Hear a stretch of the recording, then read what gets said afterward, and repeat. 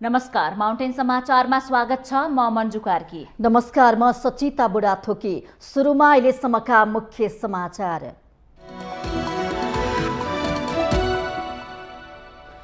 रोजगारी अभावमा दैनिक हजारौं युवाहरू विदेश हिँड्न बाध्य भइरहेको बेला विभिन्न जिल्लाका युवाहरूको उदाहरणले प्रयास। कृषि तथा लघु उद्यमले युवाहरू उद्यमशील बन्दै। स्थानीय निर्वाचनका सम्बन्धमा संशय व्यक्त गर्ने अभिव्यक्ति नदिन नेताहरूलाई निर्वाचन आयोगको आग्रह। निर्वाचनको तयारी अन्तिम चरणमा। भूमिसँग सम्बन्धित जनगुनासोको यथोचित सम्बोधन गर्नुपर्नेमा प्रधानमन्त्री देउवाको जोड। भूमि प्रशासनलाई स्वच्छ शौचालित पारदर्शी बनाउनु पर्ने धारणा व्यक्त। ठूला राजनीतिक दलहरूले देशलाई असफलताको बाटोमा धकेलिरहेको राप्रपाका अध्यक्ष लिङदेनको आरोप। आफ्नो पार्टीमा देशलाई माया गर्नेहरू आबद्ध भएको दावी। तत्कालीन नेकपामा आफ्नो प्रभाव बढ्दै गएपछि पार्टी फुटाउने षड्यन्त्र भएको माओवादी अध्यक्ष दाहालको दावी। एमाले पार्टीका नेताहरूलाई बन्दी बनाएको आरोप। फिलिपिन्समा समुद्री आँधीपछि आएको बाढी पहिरोमा परि मृत्यु हुनेको संख्या 123 पुग्यो। बाढी पहिरोमा परि 150 जना भन्दा बढी बेपत्ता। मृतकको संख्या बढ्ने अनुमान। र नवप्रवेश टोली Gujarat Titans Indian Premier League टी20 क्रिकेटको शीर्ष स्थानमा। गुजरातसँग राजस्थान रोयल्स 38 रनले पराजित।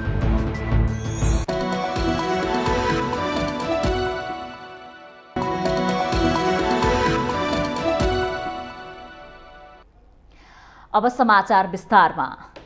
श्रम शक्ति सर्वेक्षणका अनुसार नेपालमा वर्षेनी 5 लाख भन्दा बढी नयाँ श्रम शक्ति बजारमा आउँछन्। तर त्यसको आधारमा रोजगारी सृजना हुन नसक्दा दैनिक हजारौंको संख्यामा युवाहरू विदेश हिँड्न बाध्य छन्। तर पछिल्लो समय स्वदेशमा रहेका मात्रै होइन, रोजगारीका लागि विदेश गएका युवाहरू पनि स्वदेश फर्किएर विभिन्न पेशा व्यवसाय सञ्चालन गरिरहेका छन्। गाउँघरमा उद्योग धन्दाको सम्भावना छैन भन्नेहरूका लागि बागलुङका महिलाहरूले नयाँ सन्देश दिएका छन्। हातमा सिप र काम गर्ने जाँगर हुने हो भने काम गर्न विदेश नै जानुपर्छ भन्ने छैन भन्ने उदाहरण आफ्नै गाउँघरमा उद्योग धन्दा चलाएर बागलुङका महिलाहरूले दिएका छन्। सानैदेखि मलाई मेरो आफ्नै खुट्टोमा उभिउँ केही गरौँ भन्ने मेरो चाहना हो। त्यो चाहनालाई बिस्तारै मौका नि पाइए थिएन। पढाइ पनि कम भयो एउटा कुरा। दोस्रो कुरा तालिमहरू पनि नपाइने पहिला, होइन। व्यापार राम्रै छ। अहिले सामानहरू हाम्रो यो बुटोल भएर काठमाडौँतिर, होइन, अनि बाहिर विदेशतिरहरू पनि पठाइरहेको छु। राम्रो छ। यस मैले गरेको सञ्चालन गरेको 12 वर्ष भएको छ। राम्रै चलिरहेको छ सामानहरू। अध्ययन र रोजगारीको लागि लामो समय गाउँ छोडेर काठमाडौँमा बिताएका बागलुङ र दाङका युवाहरूले कालिजको माग बढेपछि यसको व्यावसायिक उत्पादन गर्न थालेका छन्। उसले चाहिँ सबैलाई पीडित बनायो। कोरोनाले चाहिँ हामी विस्थापित भएका थियौँ। त्यसबाट चाहिँ गाउँमा फर्किने यो लहर चले पश्चात मैले चाहिँ आफ्नो व्यवसाय गाउँमै आएर सुरु गरौँ भनेर सुरु गरेँ। के गरौँ कसो गरौँ भइरहेको थियो मलाई। त्यही भएर युट्युबमा हेर्ने बेला कालिज देखेँ। त्यही भएर कालिज युट्युबबाट मैले पाएको। सुरुमा मैले त्यही 15-20 लाख रुपियाँ लगाएँ खोर र बच्चा गरेर। पहिला बच्चा मैले 1900 रुपियाँ पर पिस लिएर आएको। दाङकै शान्तिनगर 5 का युवाहरूले लोकल कुखुरा बाख्रा पालन व्यवसाय गर्दै आएका छन्। उनीहरू पनि विदेश जाने तयारीमा थिए। तर अहिले गाउँमै 70 लाख बढीको लगानीमा यो क्षेत्र रोजेका हुन्। दुबईको लागि ट्राई गरेको थिएँ, भएन। अनि आफ्नै देशतिर केही गरौँ भनेर पछि पुर्खौली जग्गा थियो, त्यो हुनाले त्यतिर केही गरौँ भनेर सोचाएर। रामेछापका किसानहरू भने प्राङ्गारिक खेतीतर्फ आकर्षित भएका छन्। प्रदेश सरकारको प्राङ्गारिक कृषि प्रवर्धन कार्यक्रम मार्फत टनेल बनाएर बेमौसमी तरकारी खेती गरिरहेको उनीहरूले बताएका छन्। गाउँमा अरू पनि उत्साहित हुनुभएको छ र उहाँहरूले पनि सानोतिनो भने पनि टनेलहरू निर्माण गरेर जुन कार्य सुरु गर्नु भएको छ त्यसबाट पनि उहाँहरू पनि धेरै उत्साहित हुनुभएको छ। चितवनका युवाहरू भने मह उत्पादनमा लागेका छन्। युवाहरू व्यावसायिक मह उत्पादनमा लागेसँगै पछिल्ला केही वर्षदेखि बढ्न नसकेको महको उत्पादन चितवनमा वृद्धि भएको छ। जिल्ला र आसपासका क्षेत्रहरूमा महको उत्पादनमा चाहिँ वृद्धि हुने करिब 20% ले वृद्धि हुने अनुमान गरिएको छ। यसको चाहिँ के कारणले वृद्धि हुने भयो त भन्दाखेरि विशेष गरेर चाहिँ अघिल्लो सालहरूको तुलनामा चाहिँ तोरीको क्षेत्रमा विस्तार भएको, त्यसै गरी चाहिँ मौसम एकदमै अनुकूल भएको मह उत्पादनको लागि। दैनिक गुजारा चलाउनै समस्या भएपछि रोजगारीका लागि भारत जाने गरेका डडेलधुराका युवाहरू पनि बाख्रा पालन, गाई पालन तथा व्यावसायिक कृषिमा लागेका छन्। ठिकै भइरहेछ सर, अब सबैले सहयोग गरिदियो, हामीलाई पनि राम्रै भइरहेछ। अब आफ्ना घर पनि 4-6 घर पनि थियो, 5वटा बाख्रा अम्ठाए पनि मिले, बेर 8 जति 9 जति पुगेका थिए। एक्लैले भएको छु, एकल महिला पनि हो, खाना लाउन सब दुध बेचेर पुगेको छ, छोरालाई स्कुल हान्न पुगेको छ। युवाहरूलाई विभिन्न पेसा व्यवसायमा संलग्न गरी उद्यमशीलताको विकास गर्न सके बेरोजगारी समस्या समाधान गर्न सकिन्छ। व्यावहारिक र रोजगारमूलक शिक्षाको अभाव तथा व्यावसायिक सिप र प्रविधिमा न्यून पहुँचकै कारण श्रमका लागि विदेशिने युवाहरूको संख्या दिनानुदिन बढ्दै गएको छ। यसलाई रोक्न उद्यमशीलताको विकास गरी देशभित्रै रोजगारी वृद्धि गर्नु आवश्यक छ। माउन्टेन टेलिभिजन एचडीका लागि जिल्ला ब्युरोको रिपोर्ट। निर्वाचन आयोग नेपालले स्थानीय तहको निर्वाचनका सम्बन्धमा संशय व्यक्त गर्ने अभिव्यक्तिहरू नदिन राजनैतिक दलका नेताहरूलाई आग्रह गरेको छ।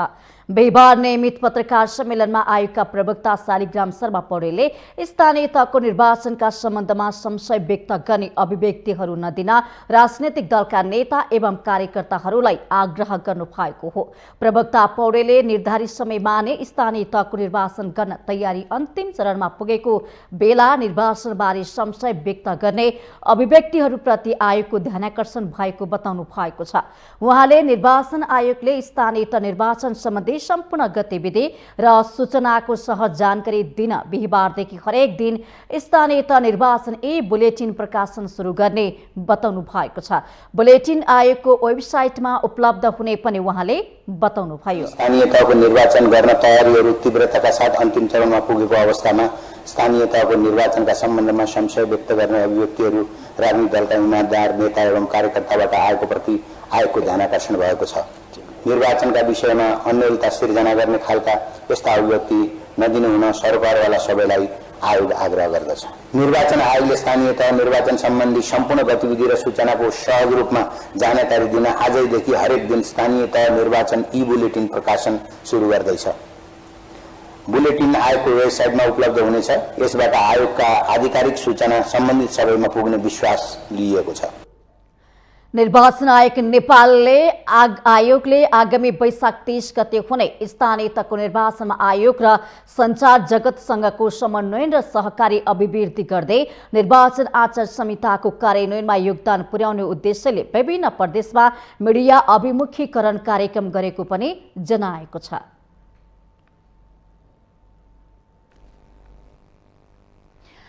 प्रधानमन्त्री शेरबहादुर देउवाले भूमि प्रशासनको क्षेत्रमा रहेका जनगुनासाहरूको यथोचित सम्बोधन गर्दै भूमि क्षेत्रलाई स्वच्छ, स्वचालित, पारदर्शी बनाउन आवश्यक रहेको धारणा राख्नु भएको छ। बिहिबार जग्गा प्रशासनमा लिखित रजिस्ट्रेसनको शतवार्षिकी समारोहमा प्रधानमन्त्री देउवाले यस्तो धारणा राख्नु भएको हो। प्रधानमन्त्री देउवाले जग्गाको लागत र पुराना ऐतिहासिक अभिलेखहरूको सुरक्षित सेवा व्यवस्थापनलाई प्राथमिकताका साथ अघि बढाउन खाँचो रहेको पनि बताउनु भएको छ। उहाँले भूमि प्रशासनलाई चुस्त बनाउन अहिले मन्त्रालयले सेवा प्रवाहको आधुनिकीकरण गर्ने अनलाइन प्रणालीबाट जग्गाको कारोबार गरी आफ्नो विवरण आफै हेर्न सक्ने कार्यालय नगइकन सेवा प्रवाह गर्न सकिने गरी पूर्वाधार विकास गरेको र यसलाई थप सुदृढीकरण गर्दै जानुपर्नेमा जोड दिनु भएको छ। स्वच्छ, सुचालित, पारदर्शी बनाउन आवश्यक छ। भूमि प्रशासन सम्बन्धी सेवामा सुशासन अभिवृद्धि गर्दै भूमिको नाप जाँच तथा तथ्याङ्कको थप गुणस्तरीय विश्वसनीय बनाउन आवश्यक छ। जग्गाको लागत र पुराना ऐतिहासिक अभिलेखहरूको सुरक्षा व्यवस्थापनलाई प्राथमिकताका साथ अघि बढाउन खाँचो छ। कार्यक्रममा पूर्व प्रधानमन्त्री एवं नेकपा एकीकृत समाजवादीका नेता झलनाथ खनालले भूमि मापनको प्रक्रियालाई अत्याधुनिक बनाउन नसकिएको स्वीकार गर्नुभएको छ। उहाँले मापन गर्ने प्रक्रियामा विकास हुँदै गएको भए पनि अझै अत्याधुनिक प्रविधिबाट हुन नसकेको बताउनु भएको हो। पूर्व प्रधानमन्त्री खनालले नयाँ भूमि सुधार गर्न जरुरी रहेको भन्दै मापन प्रक्रियालाई अत्याधुनिक बनाउन जरुरी रहेको औल्याउनुभयो।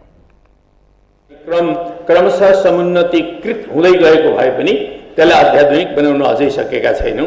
चाँडोभन्दा चाँडो अत्याधुनिक प्रविधिबाट यो भूमि सुधारको कुराहरूलाई, भूमि नापनको कुराहरूलाई हामीले अगाडि बढाउनु पर्ने अत्यावश्यक छ। भूमि व्यवस्था, सहकारी तथा गरिबी निवारण मन्त्री शशि श्रेष्ठले भूमिविहीन दलित सुकुम्बासीका लागि जग्गा उपलब्ध गराउने कार्यको सुरुवात भएको बताउनु भएको छ। उहाँले यस कार्य अन्तर्गत सिन्धुलीको दुधौली नगरपालिका अन्तर्गतको मुसहर बस्तीमा दलित समुदायलाई जग्गा धनी पूर्जा वितरण गरिएको पनि जानकारी दिनुभयो।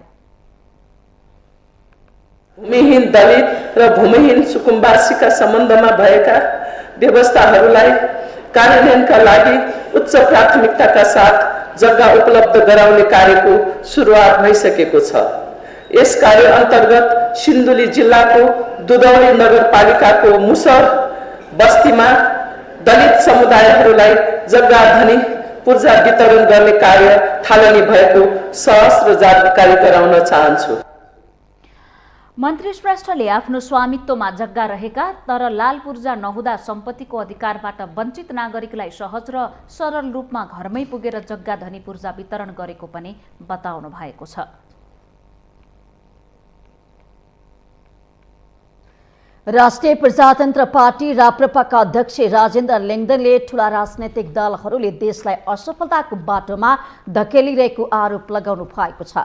बिहिबार पार्टी केन्द्रीय कार्यालय दुमराईमा आयोजित पार्टी प्रवेश कार्यक्रममा अध्यक्ष लिङ्गदेनले देशका ठूला राजनैतिक पार्टी र ठूला नेताहरूले देशलाई असफल राष्ट्र बनाउन लागेको आरोप लगाउनु भएको छ। ठूला पार्टीहरू देशलाई असफल राष्ट्र बनाउने काममा एक अर्काको सहयोगी बनिरहेको पनि उहाँले आरोप लगाउनुभयो। राष्ट्रिय प्रजातन्त्र पार्टीले देशमा जे मुद्दा उठाइराखेको छ त्यो कुनै एउटा पार्टीको मुद्दा मात्रै होइन, एउटा पार्टीको कुरा मात्रै होइन, देशको कुरा हो, देशको मुद्दा हो। किनभने देश पूर्ण रूपले एउटा बेरोजगार उत्पादन गर्ने कारखानामा परिणत भयो। देश हरेक दृष्टिकोणले एउटा असफल राष्ट्रको बाटोतर्फ जान लाग्यो। देशलाई असफल राष्ट्र बन्नबाट जोगाउनको लागि खास गरी ठूला राजनीतिक पार्टीहरूले र ठूलो नेता हुँ भन्नेहरूले पहल गर्नुपर्थ्यो, प्रयास गर्नुपर्थ्यो। तर देशलाई असफल राष्ट्रको बाटोतर्फ धकेल्नमा तिनै ठूला पार्टी हुँ भन्नेहरू र तिनै ठूला नेता हुँ भन्नेहरू नै संलग्न भएर उनीहरू नै यसको जिम्मेवार मान्छे र जिम्मेवार पार्टीको रूपमा देखा पर्न थाले। राप्रपा देशलाई असफल राष्ट्र बन्न नदिन क्रियाशील रहेको दावी गर्दै अध्यक्ष लिङ्गदेनले कांग्रेस, एमाले र माओवादी केन्द्रमा राजनीतिलाई पेसा व्यावसायिक रूपमा लिने मानिसहरू रहेको बताउनु भएको छ। राप्रपामा भने राजनीतिलाई देश सेवाको रूपमा लिने र देशलाई माया गर्नेहरू आबद्ध रहेको उहाँको दावी थियो।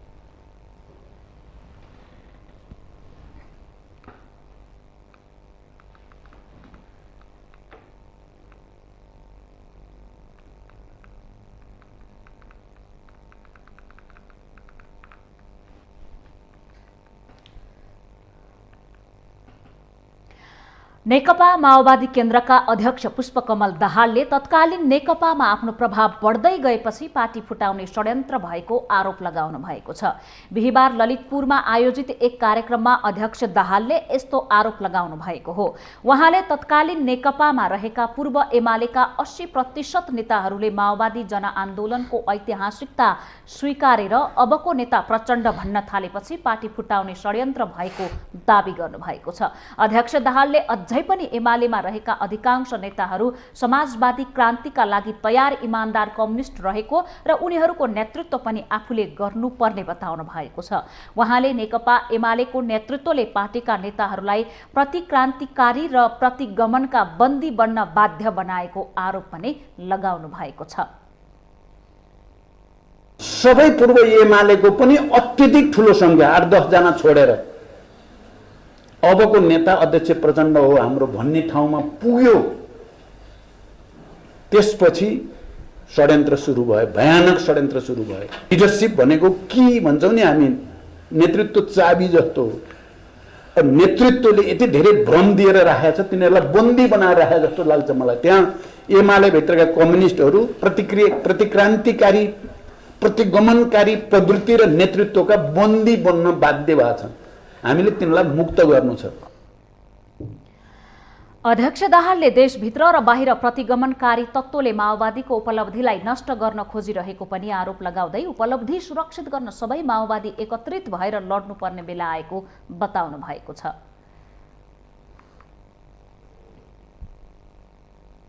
प्रतिक्रियावादीहरूले देशभित्रका र देश बाहिरका सबैले माओवादीलाई छेदविच्छेद पार्ने, माओवादीका मुद्दालाई चाहिँ सिद्ध्याउने, यसलाई कमजोर पार्ने र पुरै चाहिँ माओवादी आन्दोलनले ल्याएका उपलब्धि र परिवर्तनलाई नै उल्ट्याउने जो षड्यन्त्र भएको छ, त्यो षड्यन्त्रलाई परास्त गर्नु माओवादी आन्दोलनका सहभागी सबैका निम्ति त जीवन मरणको प्रश्न छँदैछ।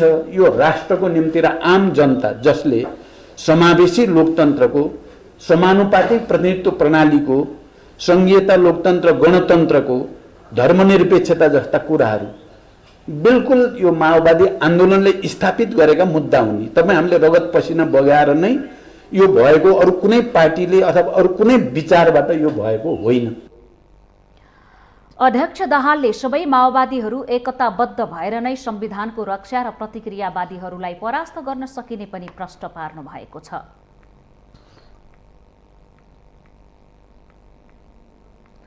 नेपाली कांग्रेसका महामन्त्री गगन कुमार थापाले स्थानीय तह निर्वाचनमा गठबन्धनमा रहेका दलहरूको स्थानीय पार्टी कमिटीमा सहमति जुट्न नसके सो ठाउँमा तालमेल नहुने बताउनु भएको छ।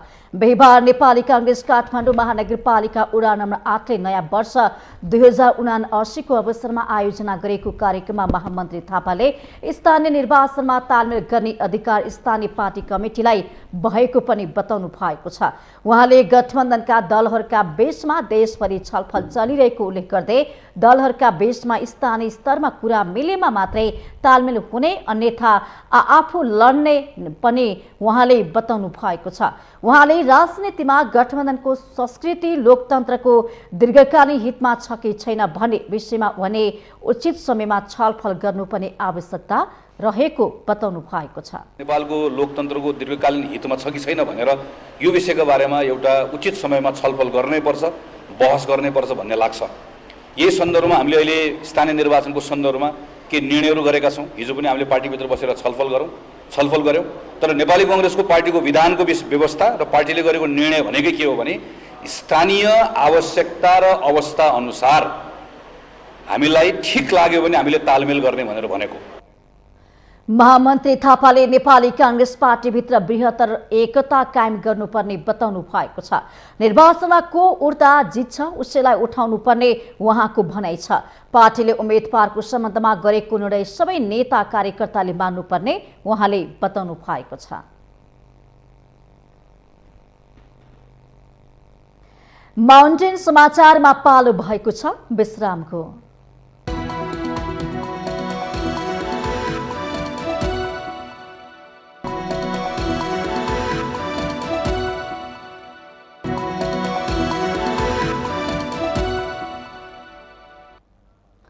विश्रामपछि स्वागत छ। अब बाँकी समाचार। स्थानीय निर्वाचन नजिकिँदै जाँदा मुख्य दलहरू चुनावी एजेन्डा र उम्मेदवार छनौट टुङ्ग्याउन सक्रिय हुनुपर्नेमा अझैसम्म तालमेल कसरी गर्ने भन्नेमा नै रुमल्लिरहेका छन्।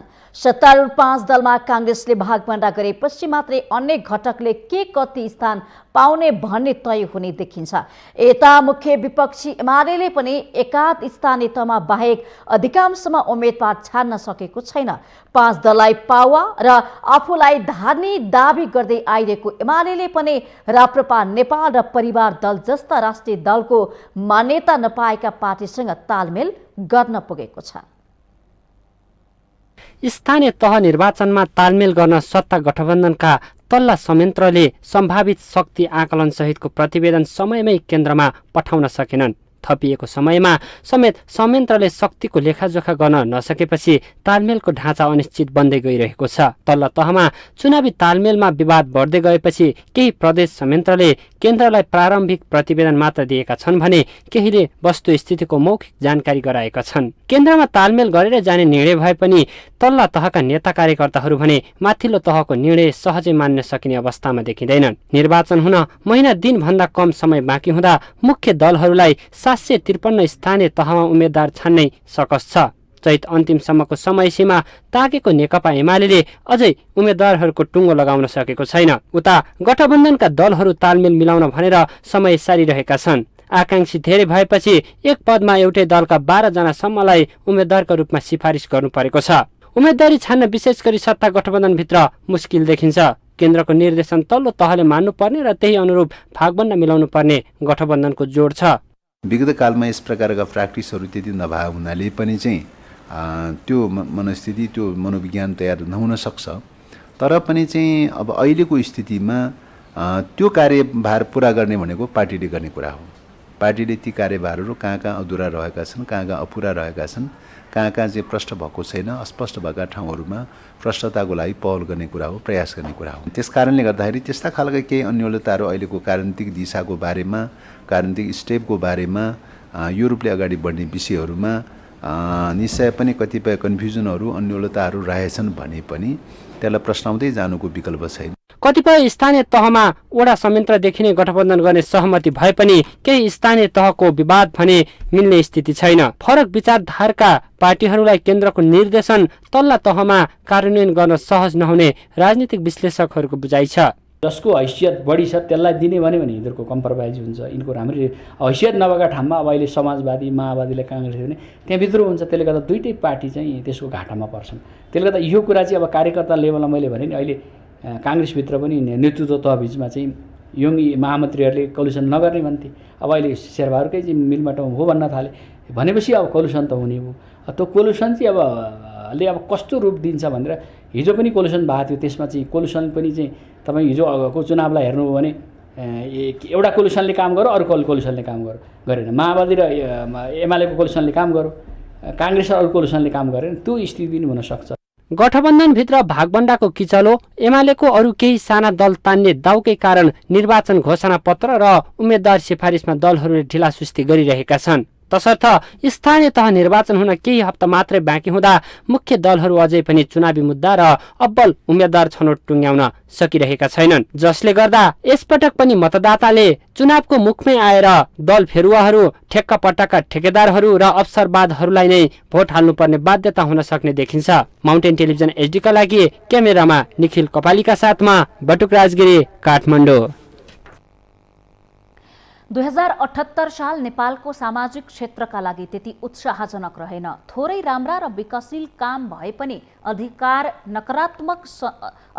नकारात्मक सन्देश दिने घटनाहरूले नै निरन्तरता पायो। नेपाली जनताले सुशासनको आशा गरिरहेको बेला सत्ताले जनतालाई केवल निराशा मात्रै दियो।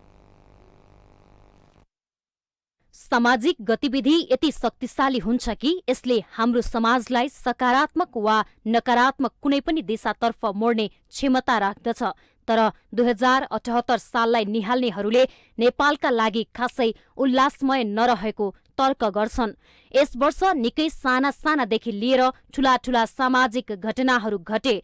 यो वर्षको प्रारम्भबाटै कोरोना कहरका कारण उत्पन्न भएका स्वास्थ्य जोखिम, मानवीय सङ्कट तथा अन्योलका बीचमा गुज्रनु पर्यो। कोरोना कहरले मानिसहरू विचलित बने भने अस्पतालहरूमा अक्सिजनको हाहाकार भयो।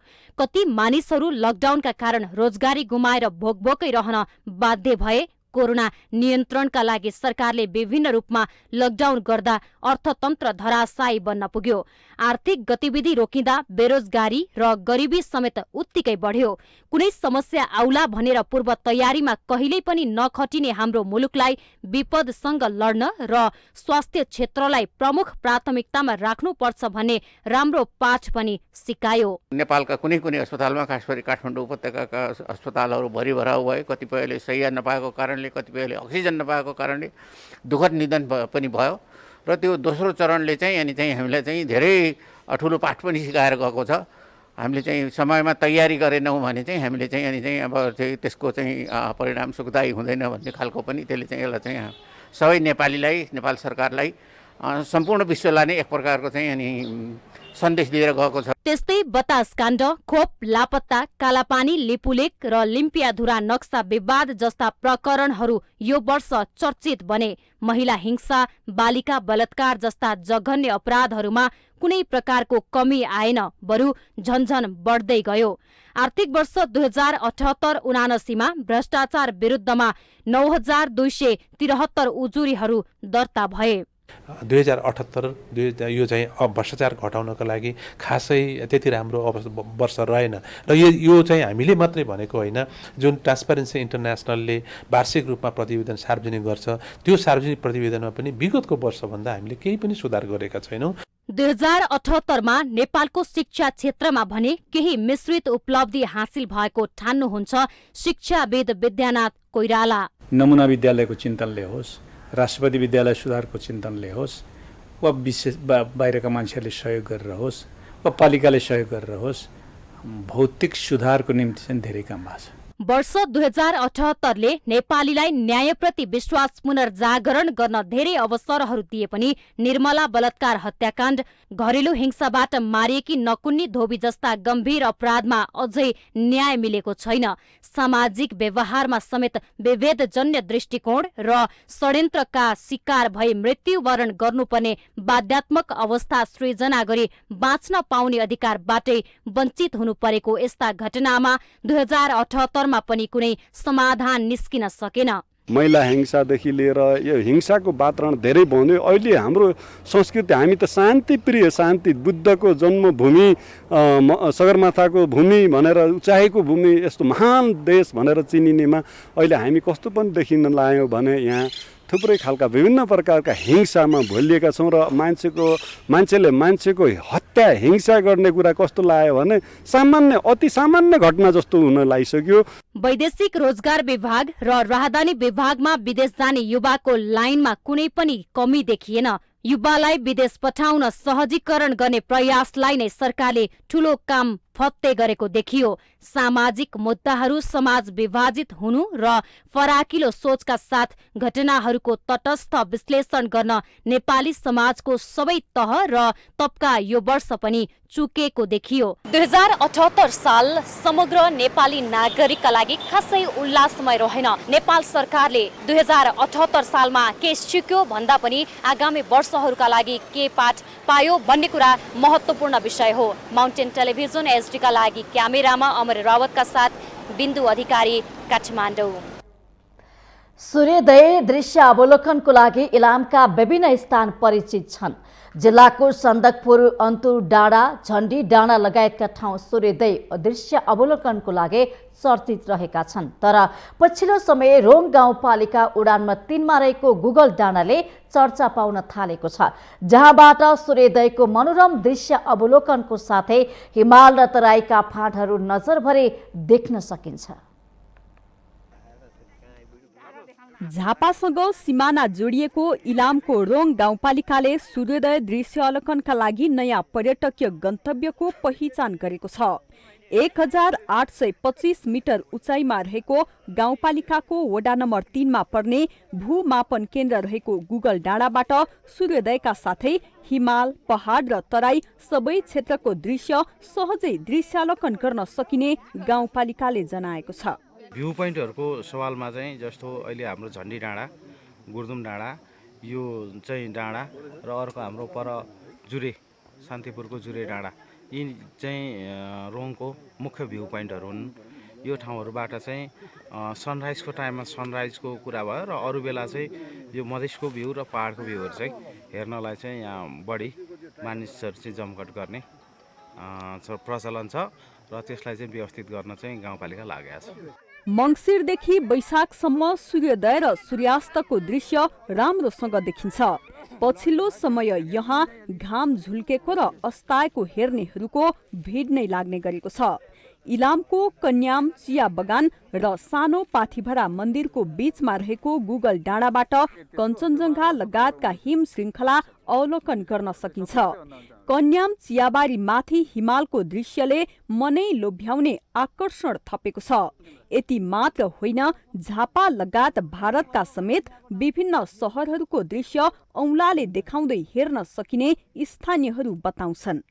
जसलाई हामी स्थानीयवासीहरूले गुगल पोइन्टको नामले पनि चिनिएको छ। यहाँ आएर अहिले हजारौं पर्यटकहरू चाहिँ बिहानको सूर्योदय र बेलुकाको सूर्यास्त सहित साँझमा अरू पश्चिम बङ्गाल इन्डियाका प्रसिद्ध सहरहरूको चाहिँ अवलोकन गर्नको लागि हजारौंको संख्यामा भिडहरू आइरहेका छन् र यसबाट हामी सम्पूर्ण हर्कडेवासीहरू लाभान्वित भएका छौं र आन्तरिक पर्यटनलाई पनि यसले ठूलो टेवा पुग्ने आशा हामीले लिएका छौं। मेची लोकमार्गको नजिकै रहेको गुगल डाँडासम्म पदमार्ग निर्माणमा गाउँपालिका जुटेको छ। नजिकै रहेका कन्याम चियाबारीका साथै हाँस पोखरी, पाथिभरा देवीको मन्दिर क्षेत्र समेटेर नयाँ गन्तव्यको रूपमा गुगल डाँडालाई विकास गर्न सकिने सम्भावना देखिएको छ। यस क्षेत्रलाई प्रचार प्रसार गर्न सके इलामको एक अब्बल पर्यटकीय क्षेत्र बन्नेमा दुईमत छैन। तर तीनै तहका सरकारको एक साथ नजर पुग्न भने जरुरी छ। माउन्टेन टेलिभिजन एचडी का लागि इलाम सहकर्मी टीका खतिवड़ाको रिपोर्ट। हामीसँग आर्थिक, अन्तर्राष्ट्रिय र खेल समाचार बाँकी नै छन्। माउन्टेन समाचारमा पालो भएको छ विश्रामको।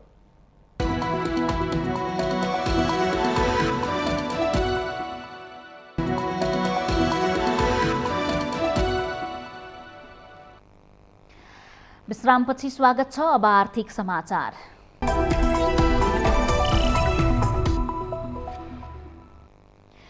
शेयर बजार मापक नेप्से परिसूचकमा पछिल्लो एक सातामा 49.07 अङ्कले गिरावट आएको छ।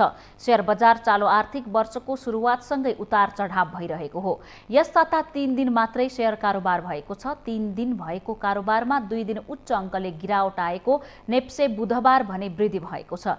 बिहिबार पनि सार्वजनिक बिदा भएकोले शेयर बजार बन्द रह्यो। सोमबार नेप्से परिसूचक 44.64 अङ्कले गिरावट आएर 2419.80 बिन्दुमा झरेको थियो।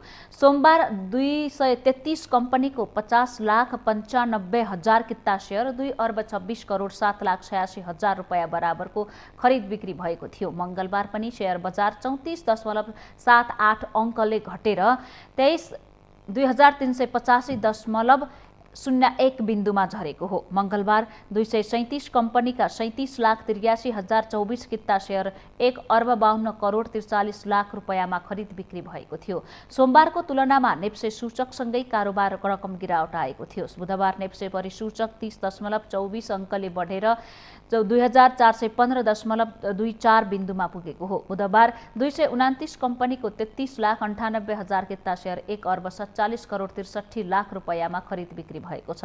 नेप्से परिसूचकमा वृद्धि भए पनि कारोबार रकम भने अघिल्लो दिनको तुलनामा घटेको छ।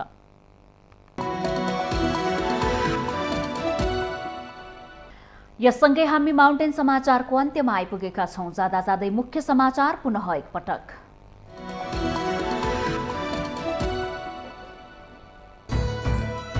रोजगारी अभावमा दैनिक हजारौं युवाहरू विदेशिन बाध्य भइरहेको बेला विभिन्न जिल्लाका युवाहरूको उदाहरणीय प्रयास, कृषि तथा लघु उद्यमले युवाहरू उद्यमशील बन्दै।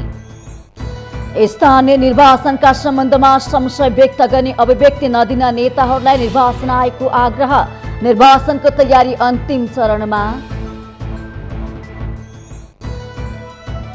भूमिसँग सम्बन्धित जनगुनासाको यथोचित सम्बोधन गर्नुपर्नेमा प्रधानमन्त्री देउबाको जोड।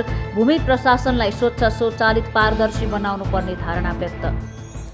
ठूला राजनीतिक दलहरूले देशलाई असफलताको बाटोमा धकेलिरहेको राप्रपा अध्यक्ष लिङदेनको आरोप। आफ्नो पार्टीमा देशलाई माया गर्नेहरू आबद्ध रहेको दाबी। तत्कालीन नेकपामा आफ्नो प्रभाव बढ्दै गएपछि पार्टी फुटाउने षड्यन्त्र भएको माओवादी अध्यक्ष दाहालको दाबी। एमालेले पार्टीका नेताहरूलाई बन्दी बनाएको आरोप। फिलिपिन्समा समुद्री आँधीपछि आएको बाढी पहिरोमा परि मृत्यु हुनेको संख्या 123 पुग्यो।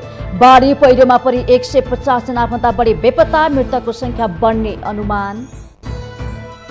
र नवप्रवेशी टोली Gujarat Titans Indian Premier league T20 क्रिकेटको शीर्ष स्थानमा गुजरातसँग राजस्थान रोयल्स 37 रनले पराजित।